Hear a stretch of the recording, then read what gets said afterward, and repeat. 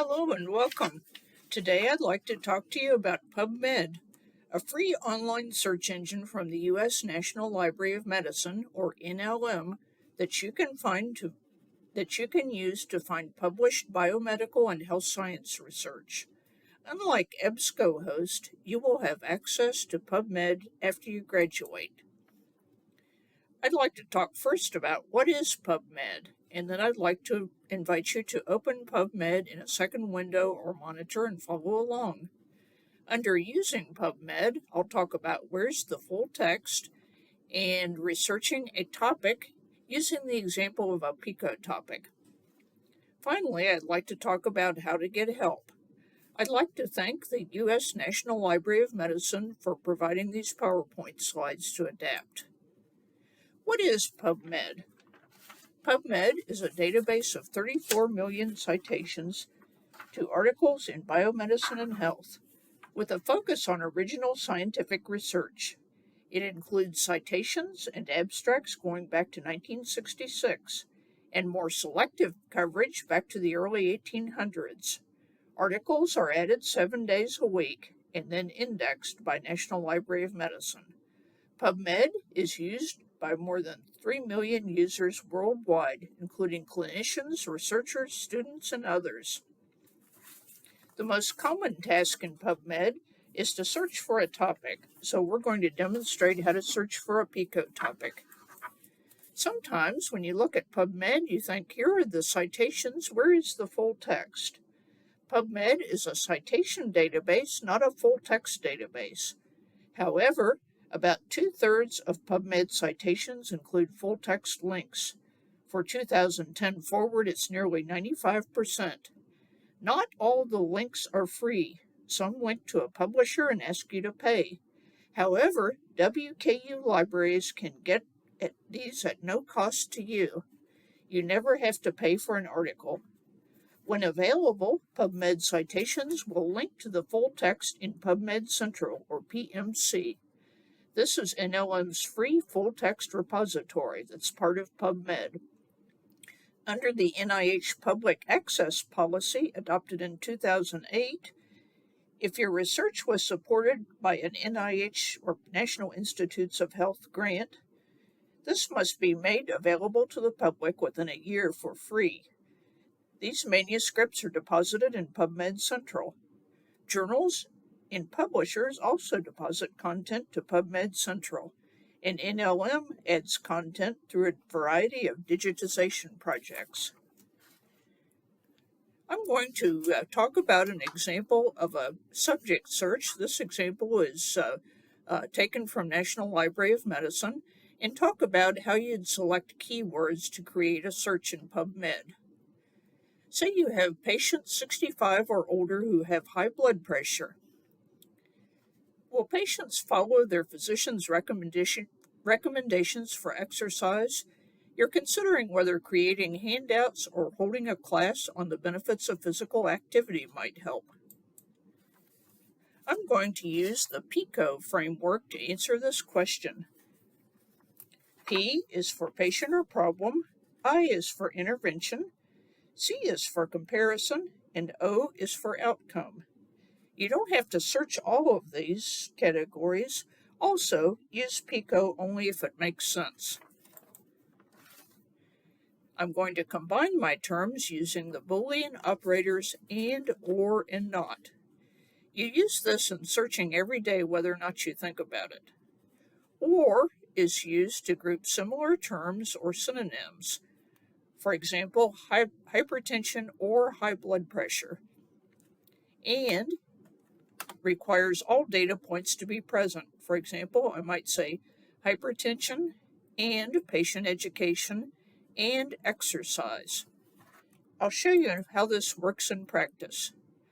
Let's begin at the WKU Libraries website. If you'd like, Google WKU Libraries and get to this page to begin following along.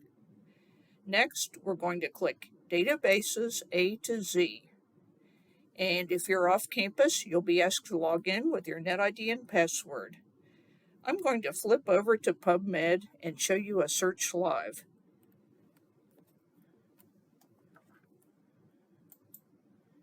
Okay, now I'm on the National Library of Medicine PubMed homepage. To get back to this page, I can click the little PubMed logo. I've created a login and logged in. You'll need this to save references or searches permanently and use advanced features. You don't have to do this right now. It's fairly simple. You just have to create a username and a password.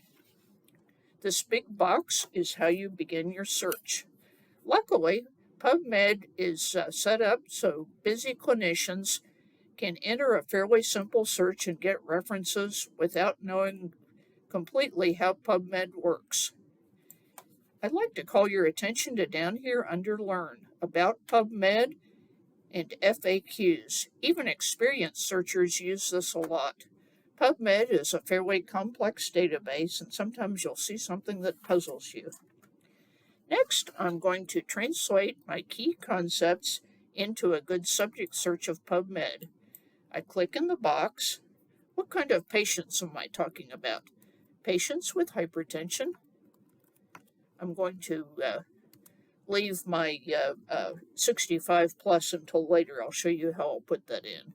Next, my intervention. I'm going to use the term patient education. Notice I enter my search without quotes. This is to allow automated term mapping to work behind the scene. I enter my search, I use the most specific terms, and I enter my search without quotes or connectors. And then my outcome of interest, or O, is exercise. I want to educate my patients with hypertension to exercise more. I just strip it down to the bare bones and leave out unimportant terms. Search executes my search. Here are my search results. I get 381 results sorted by best match. I can use filters to focus my search and cut down my number of results. Filters are always used last to avoid getting your search too narrow. Also, very recent articles may not have filters assigned to them yet. To use filters, they're over here on the left. I'm going to use the filters English language, last 10 years, and age 65 plus. If I don't see the filters I need, I'll show you how I get them to appear. I click additional filters, and then age. I want 65 plus. This is two-step. I have to show the filters, and then I have to add them. Check, 65 plus. And next, I'm going to check humans and last 10 years. 10 years. Each of these filters is like another and. My number of search results will go down.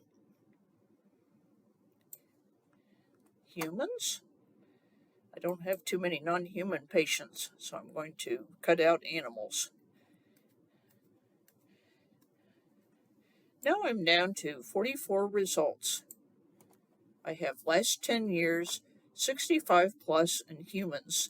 These filters stay on until I take them off. Clear all will clear them out when I no longer need them. Let's take a side trip behind the scenes to see how PubMed did this search. This is especially important if you didn't get quite what you want and you want to check how PubMed did your search. To see how PubMed did my search, I go to the Advanced screen. Under Details, I flip the little arrow down to see my search details. This is how automatic term mapping has interpreted my search. PubMed looks for singulars, plurals, British spelling, similar terms, and notice each of my terms is mapped to a medical subject heading or mesh term. These are subject headings, sort of like hashtags, used by NLM to index articles. Hypertension, patient education, mesh, exercise mesh. This is one sign that I have done a good search. I may need to do a little more thinking if I don't see these mesh terms. Let's click the results number 44 to go back. Anytime I lose my search results, these will stay in the advanced screen. If I get knocked offline, I can sign into advanced and click the number of results to see my search again. Let's find an article that looks good and click the title to look at a close-up of this. Let's look at effect of aerobic exercise training on fatigue and physical activity in patients with pulmonary arterial hypertension. This is the title of my article. Here's the information that I need to cite it. Notice there's a Cite button over here. Like most of our library databases, PubMed will let you cite it in more or less correct APA format. Copy. I can paste it into my Word file. Always double check it because there's usually a few mistakes that need to be fixed. X closes out of this. I have added a browser extension called EndNote Click. That's what this here is. This can be useful in finding additional full text when you're searching off campus. This is optional, but if you want to add this to your browser, just Google EndNote Click and download it and select Western Kentucky University. It'll help you find our full text. If you scroll down here, notice page navigation. There are very useful features, similar articles. I can find similar information on my topic, who's cited it, mesh subject headings. These are clickable links and other information that might help me. I'm going to scroll back here. Many people ask, where's the full article? Here are the full text links over here. Some of them will ask you to pay. You never have to pay for an article since you're affiliated with WKU. Look for ones that say open access or free, or this is a free one too. Your fallback option is this check for full text at WKU Libraries link. I'll show you how this works in a minute. If you can't find another source of full text, you can get the article on interlibrary loan. This particular one is free from several different sources. The PDF, or portable data file, is the official form of the article. I should always look for a PDF link. Let's find the PDF here. View PDF. I can pull this up. This is an Adobe Acrobat file, and it'll look something like this. You'll see a down arrow. You can download it for free for your computer. If you want to use this, I suggest you put it somewhere where you can find it, and so you'll be able to find it when you write your paper. You can also print to an attached printer. You can print to your own printer free of charge, or you can send a print job to our student computer labs, swipe your card, and print the article out free of charge. X closes out of this. X closes out. And now we're back to our article. Okay. Showed you the Cite button, link to full text, and I'm going to go back to the list of search results here. Let's find one that doesn't have attached full text. Let's see. This one we probably don't have, supervised exercise therapy. This is a less well-known journal. If I opened this up, it would ask me to pay. So what do I do if I don't want to pay for this article? Check for full text at WKU Libraries. I don't see any full text link here. This says request from interlibrary loan. I click this link. Sign in with my NetID and password. I should never need any other password. The request form is auto-filled, and this is a service that we provide to you as students and employees of WKU. Don't worry about the missing fields. If I would like to order this, I just click Submit Request. Even if we have to pay for the article, we don't pass the charge on to you. It's free of charge to you. The electronic copy will arrive in your WKU email inbox, often within 1 to 2 days. We can't always get it, but most of the time we can. Kathy Fouché is our person that does this. Her contact information is on the website, and she will be glad to get these for you. So this is a good way to get articles from obscure journals that we don't have without having to pay. I'm going to close out of this again. You can get a lot of windows open. Now I'm going to go back to my search results, and I'll show you several ways that you can save these so you can look at them later. Let's say if I want to email all 44 of these to myself or to a friend. This is a good way to save articles so you'll be able to find them again. If you're working at a computer without a printer and you just like to send them to yourself, I'm going to change format to abstract. This makes the results easier to use. It has the live links, and I'm going to change all results on this page to all results. Send email sends this whole thing to myself, and you notice it even tells me what I searched. Cancel. I'll show you some other ways to send them to yourself or somebody else. I can send it to a clipboard or temporary save. If I click this and say send to clipboard, it will appear up here. And this is a temporary save just for this search session. Let me get rid of this box here. And send to. If I'd like to save these permanently, I can save them to a collection. I have to be signed in up here and see my name to do this. Save to collection. I can give my new collection a name and save it to that collection or to another one. Citation Manager, if I use a citation manager such as EndNote, Zotero, or Mendeley, PubMed can create a file with the extension .nbib that I can import into my citation manager.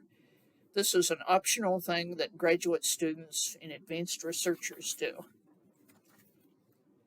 Finally, if I'd like to save my search strategy, so I can remember what I searched and how, I can click Create Alert. And if I just want to save it and not create an alert, I can change the radio button to no. If I'd like to email updates to me, I can select yes. So that's what this button is for, and that's how I save my search. Finally, I'd like to show you how to create advanced searches.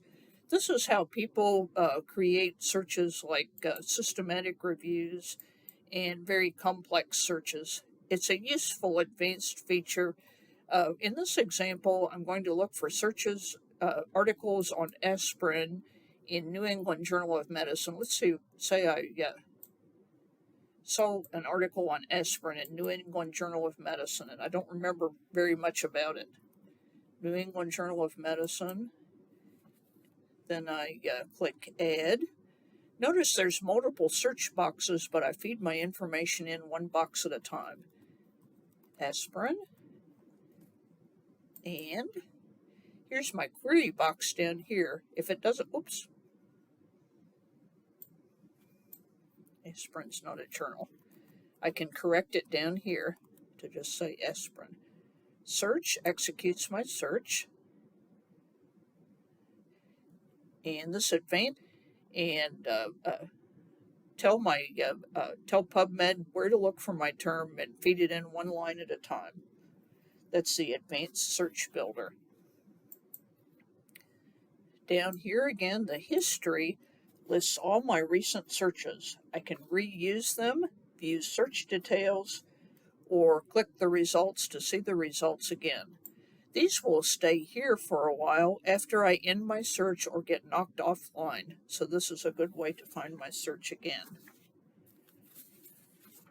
Let's go back to our PowerPoint And I'd like to show you several ways that you can get help if you get stuck using PubMed. Let's fast forward here.